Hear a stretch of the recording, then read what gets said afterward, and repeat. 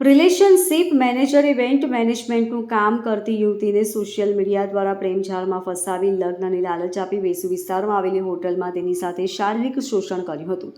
યુવતીને મેનેજરે જાનથી મારી નાખવાની ધમકી આપી હતી, જેના કારણે મામલો વેસુ પોલીસમાં પહોંચ્યો છે. પોલીસે યુવતીની ફરિયાદ લઈ રિલેશનશિપ મેનેજર વિશાલ રમેશ વસાવા સામે રેપનો ગુનો નોંધી ધરપકડની કાર્યવાહી હાથ ધરી છે. ઉમરા વિસ્તારમાં રહેતી 29 વર્ષીય યુવતી ઇવેન્ટ મેનેજમેન્ટનું કામ કરે છે.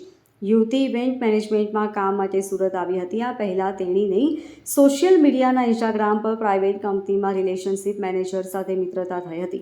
મિત્રતામાં મેનેજરે તેને લગ્નની લાલચ આપી હતી. લગ્નની લાલચ આપી યુવતીને વેસુ વિસ્તારની હોટલમાં લઈ જઈ શારીરિક શોષણ કર્યું હતું.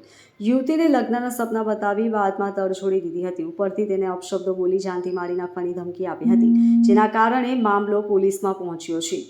પોલીસે આ કેસમાં યુવક અને તેની સાથે કામ કરતા અન્ય લોકોના નિવેદન લીધા હતા. હોટલમાં પણ પોલીસે તપાસ શરૂ કરી છે. Bureau report LK star news, Surat.